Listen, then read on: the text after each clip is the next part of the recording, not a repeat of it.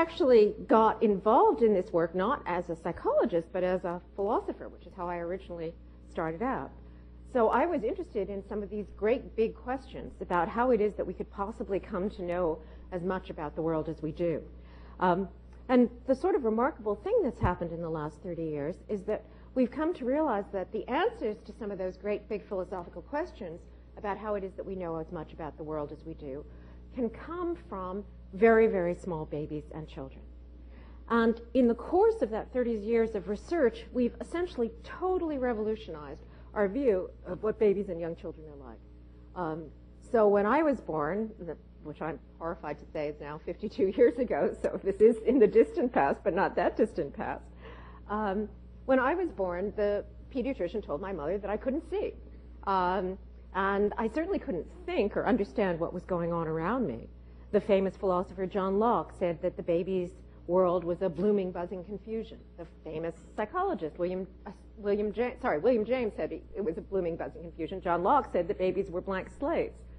And even the great developmental psychologist Jean Piaget, who's really the founder of my field, thought that babies were limited to their sensory motor experience and that preschoolers were illogical, precausal, egocentric, irrational, couldn't take the perspective of others, couldn't understand what was going on around them in the world. So the picture for many, many years was that you really couldn't do very much in the way of teaching kids until they were in school age, because babies and young children didn't have the basic cognitive capacities to be able to learn and understand about the world. In the past 30 years, that picture has been utterly, totally overturned. And in fact, what happens is that nowadays is that every 3 months, there's a new paper cut that comes out that even startles us old guard developmental psychologists about just how much babies can actually do. They can add, they can understand deep aspects of the physical world. They can learn statistical patterns, things that we never would have thought of before. So in fact, it turns out that babies both know more and learn more in the first 5 years of life than we ever would have thought possible before. Let me say a word about how it is that that change took place. I think there were two things that were responsible. I mean, after all, babies have been around for as long as human beings have been around. How could we have been so wrong about them for so long? And I think there are two answers. One of them was that during all these thousands of years that the pediatricians and psychiatrists and psychologists were telling everyone how stupid babies were, there was another group of people who were saying, I know that's what they say, but, I could have sworn he smiled at me, or, I'm sure he understands that, or I'm positive that she was looking at that. And of course, part of what happened was that those people were all the women who were actually taking care of the children, and the psychologists and psychiatrists and pediatricians were all the men who weren't actually taking care of the children. And one thing that started happening in the 70s was that more and more of the people who actually were doing the science, like me, were also the people who were right there with the children, taking care of the children, both women becoming scientists and men taking care of children more. And it's actually much harder to say to yourself, now, dear, that's so sweet, you just imagined it, than it is to say it to somebody else. So as we started actually looking at children, taking them seriously, trying to put together our intuitions as parents and our science, that was one thing that led to this new respect for what babies were doing. But the other, and perhaps more important scientific development, was the development of videotape technology. Because one of the problems with all of that maternal intuition that we have about how smart babies are is that it's very hard to actually make it objective. P.G. Wodehouse once said that babies look like badly poached eggs, which is, a little harsh but not completely incorrect. They have these squidgy little faces that kind of move around, and they're all fuzzy around the edges. And you look at that little face and you think that you've seen something, but then it's another little face and you're not sure that you have. So a big part of, and of course, if you give babies, 5-part questionnaires to fill out, they look really stupid. So a big part of the revolution in our understanding of babies and young children came because we developed these new methods where instead of just asking them questions or getting them to do the sort of things that adults did, we could videotape what it was that they did, we could watch what they did, and as you'll see in the talk, developmental psychologists have actually had some very ingenious methods for using the baby's behavior, where the baby looks, how the baby turns his head, what the baby reaches for, to make inferences about what's going on in the baby's mind. So those two things together, the fact that we started really taking babies seriously, and the fact that we had a new method for objectively recording what babies were doing in a scientific way, were the two, I think, big forces that led to this enormous change 30 years ago in what it is that we think about babies. And as I say, as it's gone on, our ideas about babies have just gotten richer and richer and richer. So as a result of this 30 years of research, we're actually starting to get some answers to that great big philosophical question about how is it that we could ever learn as much about the world as we do. So for me, that's the big question. How is it that we human beings, with just this tiny little stream of photons hitting the back of our retinas and air changing at our eardrums, nevertheless know about a world full of people and chairs and tables and quarks and distant stars and everything else that we know about the world? How's that possible? And we're actually starting to have the beginnings of an answer. And the answer really has three parts. Children, far from being born as blank slates, actually are born knowing a great deal about the world. So they're not empty, they're not restricted to sensory motor states. They're born already knowing a lot about people and objects and language. They also, however, have very, very powerful learning mechanisms. As far as we know, they're the most powerful learning machines in the universe. They can learn better than any other person or computer or anything else. They have these very, very, very powerful learning mechanisms that let them find out what's going on in the world around them. And they also have very, very powerful learning motivations. So what babies are about is learning. That's their reason for being, which is a point I'll return to later on. And they have the world's best teachers. Those teachers are just the people who are taking care of them. So in the very everyday act of caring for babies, keeping them alive, wiping their noses, changing their diapers, doing all of that, caregivers are also giving babies just the information that they need to find out about the world. And what I'm going to do today is give you sort of three very brief case studies, as it were, of how these three processes, this strong endowment, knowing a lot to begin with, these powerful learning mechanisms, and this kind of intuitive tuition from other people combine to allow children to learn some deep and profound things about the world around them. And the case studies I'm going to talk about are first how children learn about minds, how they learn about what other people are thinking, what children learn about the sound systems of language, and what children learn about causality. And this last one is the one that I'm working on myself, hot off the press at the moment. So that's going to be the newest both for you and for me. Okay, so let's start out by thinking about what babies know about minds. I said there's this great philosophical question, which is, how is it that we can ever know anything about the world? But there's a really vivid, poignant version of that question, which is, how is it that we know about other people? So if you think about what you actually see as you're looking around the room here, what you actually see is a bunch of bags of skin that are stuffed into these pieces of cloth and draped over these hotel chairs. And they have little dots at the top that move back and forth, and then these holes underneath that open and close and have noises coming out, right? But of course, that's crazy. That's not ever what any of us actually see when we look around a room like this. What we see are a bunch of human beings like us, people with beliefs and thoughts and concerns and emotions and desires, who are enjoying being at the conference, who feel better because they had their coffee at break. That's what we're actually seeing as we're looking around this room. We're not ever seeing bags of skin. But how is it that we ever manage to do that? How do we ever get from seeing those bags of skin to understanding that there are minds and stuff? And that's a great classic philosophical problem, the other minds problem. And it's a problem, aside from being a deep problem for philosophers, it's a problem that every baby solves by the time they're 4 or 5 years old, when they too are seeing the world as a world of people with minds. So what are some of the things that babies start out knowing about other people? One thing is that babies seem to be born knowing that human faces are special. So what you can do is do a kind of baby Nielsen test where you give the baby different things that the baby could look at. So the baby could either, for example, look at a face or look at a checkerboard or a scrambled up complicated pattern. Or you could let the baby look either at the face of the baby's mother or somebody else's face. And what we discover is that the babies will, if we record the baby's eyes, the babies will look at human faces instead of looking at the checkerboard, and they'll look at a familiar face from the time they're only a couple of weeks old rather than looking at an unfamiliar face.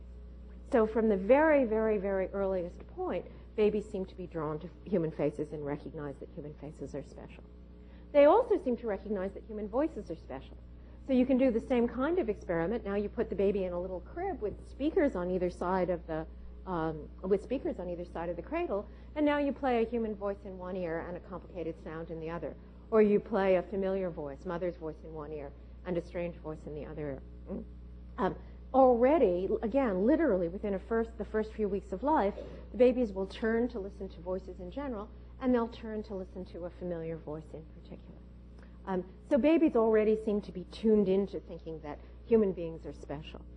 But there's a more profound way that babies seem to be designed to understand other people. And the most dramatic instance of this comes because newborn babies will actually imitate the facial expressions that they see other people perform. So if you stick your tongue out at the baby will stick his tongue out back at you. If you smile at the baby will smile back at you. Now, you might say, how could you actually prove that? You might think that when you're looking at a baby, but again, remember, they're those badly poached eggs that are wiggling around. And this is where videotape comes in. So my collaborator and co-author, Andy Meltzoff, who did these studies, what he did was he'd show the baby either someone sticking their tongue out or someone opening their mouth.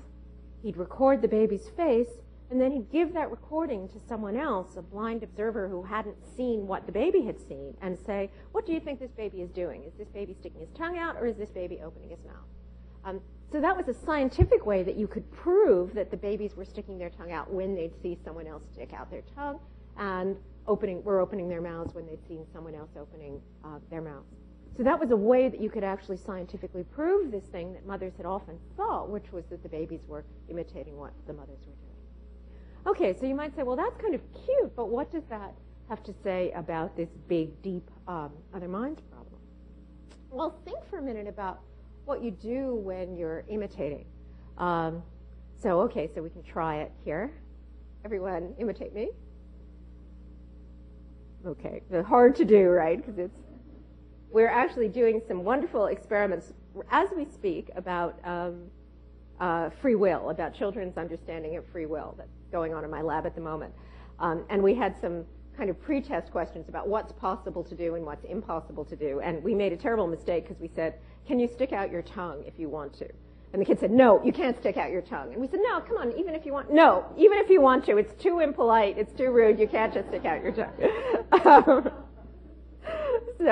But anyway, for those of you who did stick out your tongue, how do you know, and those of you who didn't, how do you know whether you did or not, right? There aren't any mirrors up here. Well, the way that you know is because you have these kinesthetic sensations. You know what it feels like from the inside to stick out your tongue or open your mouth or smile or frown or make a facial expression. And somehow what you did was actually match the thing that you saw me do, that pink thing coming in and out, with a feeling inside of you of what it feels like to have a particular facial expression. And the striking thing is that newborn babies, brand newborn babies, seem to be doing the same thing. So these newborn babies already seem to be matching the way it feels inside of them to do something and what they see on the face of another person when another person does something. And remember, there aren't any mirrors in the womb either. So the babies can't have had any kind of experience to enable them to do this. This just seems to be something that they're born with, this ability to match how it feels to be me inside and what it looks like to be you outside. When I say that babies do this from the time they're born, I'm really serious about it. Andy actually set up a lab in the delivery room at the University of Washington, and mothers would go into labor and they would call the obstetrician and they would call Andy and they would all come to the labor room, and he tested babies that were literally 30 minutes old, brand new babies. And the brand new babies would stick their tongues out when you stick your tongue out at them. Now, this link between how it feels like to be me inside and what it looks like to be you outside is particularly important because we also know that there's a link between facial expressions and emotions.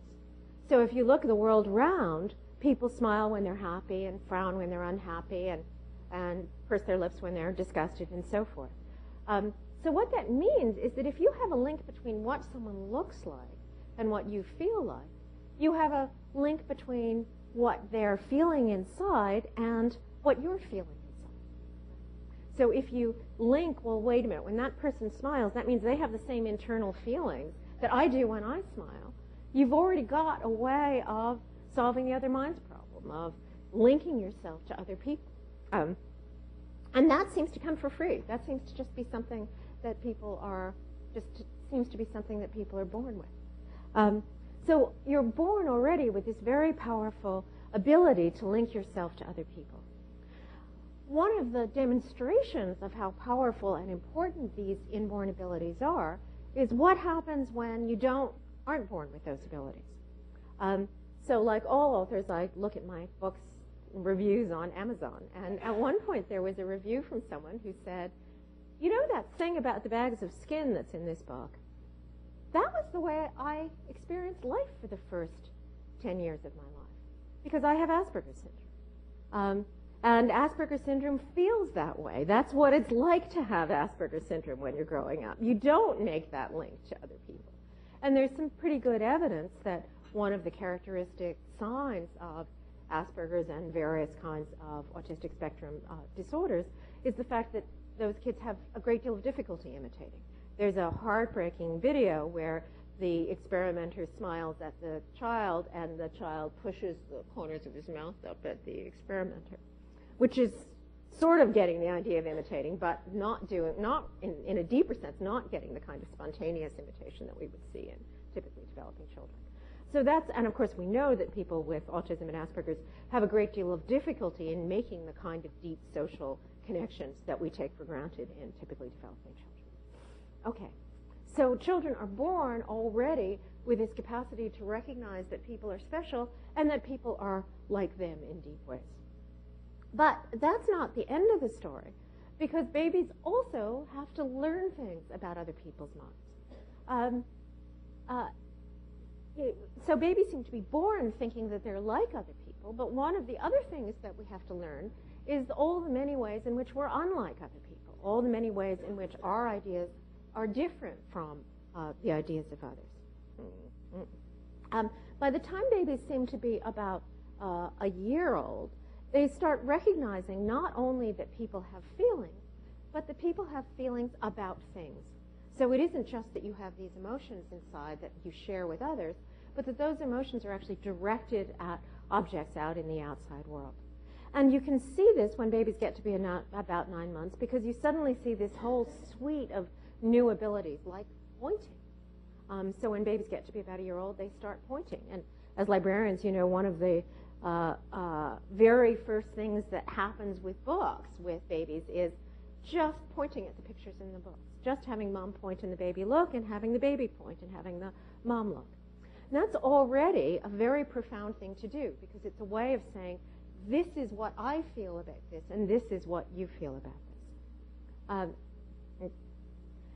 By the time they're 18 months old, we discovered that babies are starting to understand that people can actually not just feel the same way about the things that are out there in the world, but they can actually even feel differently about the things that are out there in the world. Again, I think, you know, the sales of all those Men Are From Mars, Women Are From Venus books suggest that even for grown-ups, it can be hard to figure out that someone could feel differently about the world than you do. And the conventional wisdom was that children could only understand that someone else could have a different perspective on the world than they did when they were well into the school-age period. So Piaget famously said that children were egocentric. They couldn't take someone else's perspective. We thought maybe part of the reason was that we weren't really asking the questions the same way. So Piaget was asking about things like how a mountain would look from far off. We tried to think of a more concrete way that we could actually ask babies how they felt. And what we did was exploit the fact that babies, as I said earlier, already know something about how emotions work, about what kinds of feelings people have. So here's what we did. We took 2 bowls of food, 1 bowl of raw broccoli and 1 bowl of Pepperidge Farm goldfish crackers. I always feel like we should have gotten subsidized by Pepperidge Farm for this experiment, but we never got them. That would undermine our scientific objectivity. But I can report for Pepperidge Farm stockholders that all of the babies like the goldfish crackers much more than they like the raw broccoli. Again, something that will not surprise anyone in this audience. Even in Berkeley, 18-month-olds are more keen on goldfish crackers than they are on broccoli. My book has been translated now into 20 different languages, including, Mandarin and the Taiwanese and so forth. One of the languages was Italian, and we had this wonderful correspondence with the Italian translator about this passage in the book, because first of all, he couldn't understand why American children like to eat little fish. And then he couldn't understand that there was this culture where people thought that you should eat things that you didn't really like and not eat things that you really did like. And, this was not going to fly in Italy at all. So we just left that out of the Italian version of the book. So the children are seeing the broccoli and the goldfish. They all like the goldfish. They don't like the broccoli. Then what happens is the experimenter will take a little bit of food from each bowl. And either she acts as if she really likes the food, so she'll go, I tasted the broccoli, or she'll act as if she really is disgusted by the food, so she'll go, ooh, yuck, broccoli, I tasted the broccoli, ooh, yuck.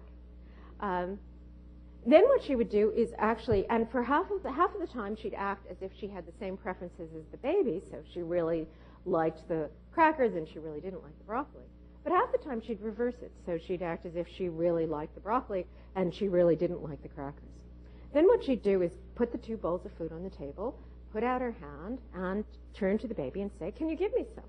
And from the time they're a year old, babies will play give and take and give you things and take things from you. And what we discovered were 2 very interesting things. First of all, the 18-month-old babies would give her the crackers if she liked the crackers, but they would give her the broccoli if she liked the broccoli. So these 18-month-olds who were toddling along, barely walking and talking, already had understood this really profound thing about how other people's minds work. Namely, that I could want something that would be different from what you could want. And what's more, which is sort of a nice optimistic thing, they seem to think, well, you accommodate what other people want. If the broccoli is what she likes, then let's give her the broccoli instead of the crackers. Another interesting thing, though, was that the 14-month-olds didn't do this.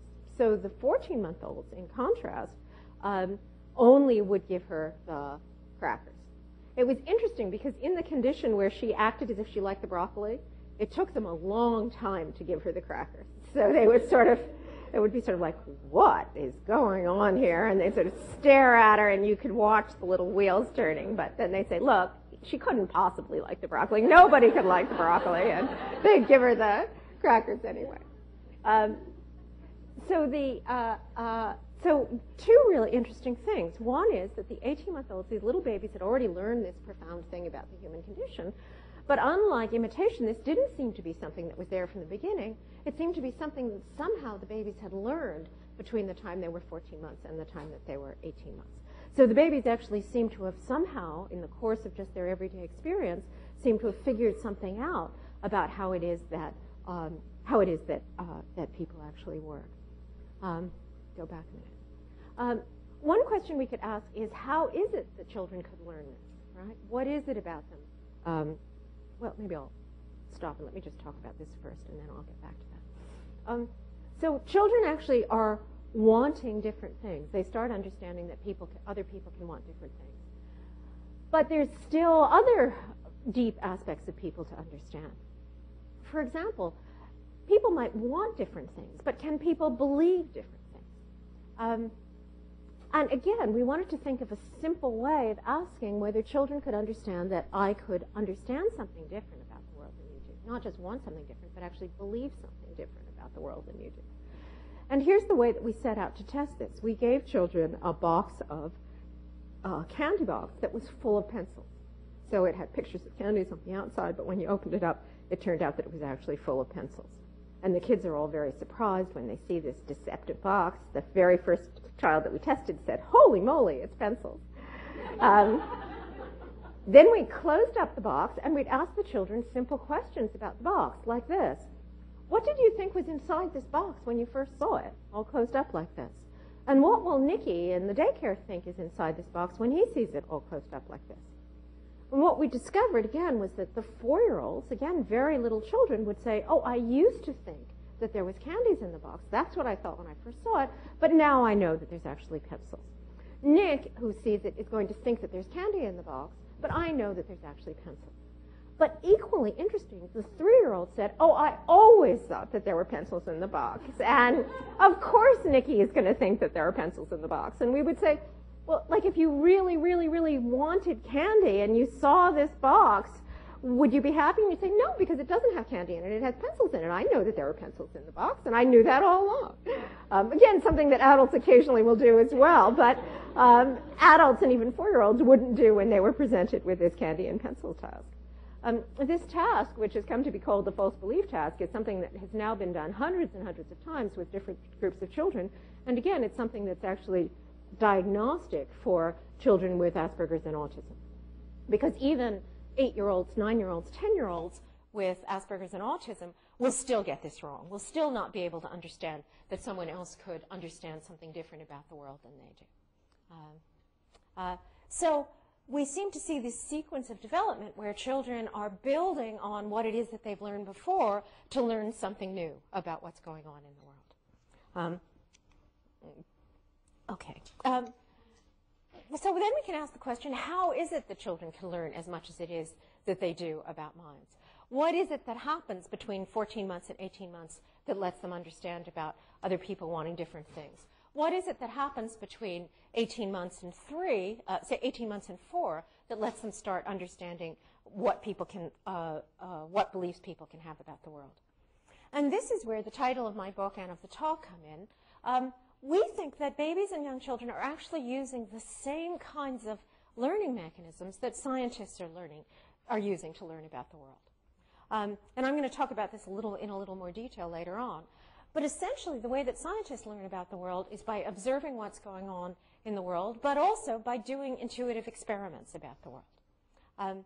So we think that literally children are using the same sorts of learning procedures, learning mechanisms that scientists are using when they learn about the world.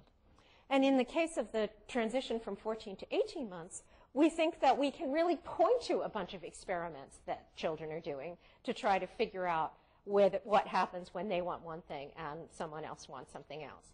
And those experiments are what we poor parents call the terrible twos. If you think about the terrible twos, the thing that's so terrible about the terrible twos is not that children do things that you don't want them to. My oldest son is 30, and they will do things that you don't want them to at least until they're 30. I can't testify about 31. The thing that's so terrible about the terrible twos is that they do things because you don't want them to. So the child has no interest in the vase or the bookcase until they kind of get wind of the fact that you don't want them to touch it. And then suddenly it becomes the most interesting thing in the world. And if you watch children in the terrible twos, they actually aren't looking at the bookcase or the vase. What they're looking at is you, right? So you'll actually watch them sometimes with, these almost like a scientist writing down in their notebook, what does subject do when finger is 4 inches from the vase, 3 inches from the vase, 2 inches from the vase? So if you're thinking about these children as being little psychologists, we're the lab rats, right? We're actually the ones who are getting the experiments done on us. But if you think about it from the child's point of view, doing these experiments makes a lot of sense. Think about that 1-year-old baby who is happily going around in the world thinking, oh, everybody has the same feelings. When I smile, it's the same as when you smile. When I point to the book, it's the same as when you point to the picture in the book. We're all on the same page. When the child gets to be, and up until about a year, that's actually a pretty good description of the child's life. What happens when children are about a year old is that they start to get mobile. They start to be able to crawl and toddle and walk. And suddenly, the child's life is completely transformed by this, as is the caregiver's life. Because instead of the caregiver being out there trying to get the child everything that she wants, what the caregiver is doing now is trying to keep the child from getting everything that she wants. There's suddenly this enormous scope for difference in what mom wants and what the baby wants. And we think that the babies, like little scientists, are just sort of can't figure this out. There's suddenly this anomalous piece of data, this theory about the world that seemed to make so much sense. Mom and I all feel the same things and want the same things and are all on the same page. You just can't make that jibe with the fact that I keep showing her that I want the book on the high shelf and she keeps keeping me from getting to it. And we think that the Terrible Twos is a kind of experimental research program that's exploring what happens when I want something different from what you want. How does that work? What happens? What's the result of it? And we think that this transition from 14 to 18 months, where children start to understand differences in desires, is partly a result of that kind of experimental research program. And I think I'll show you some examples later on of the kinds of experiments that people do as well. When it comes to understanding, believing different things, we actually did an experiment where what we did was treat the children as if they were little scientists, and we gave them new evidence about what it is that they'd, about what their previous beliefs about the world had been, or what other people's beliefs about the world had been.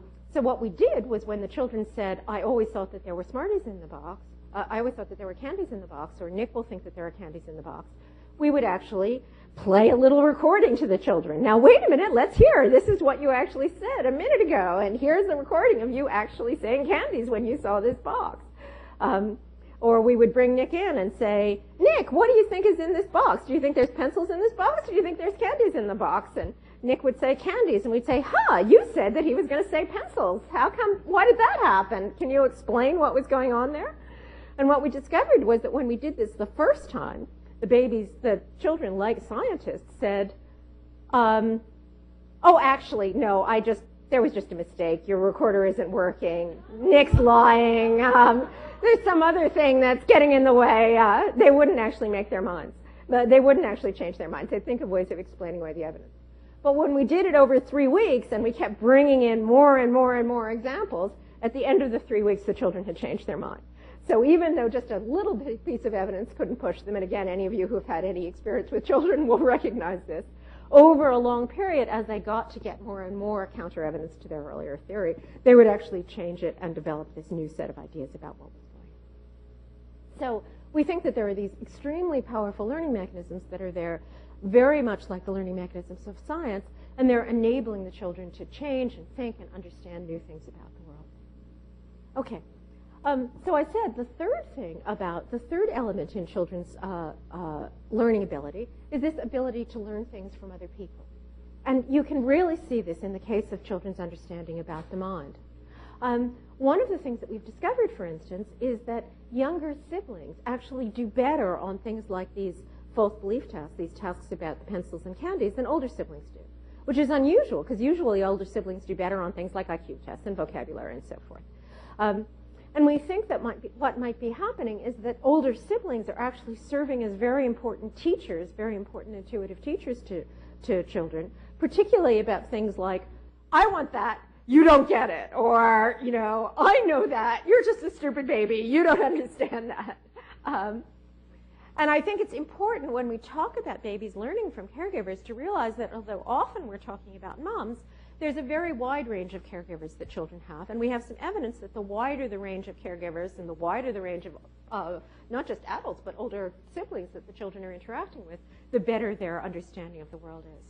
So here's an example where having a big brother actually seems to be intuitively teaching you at the same time that he's tormenting you and teasing you and making your life miserable.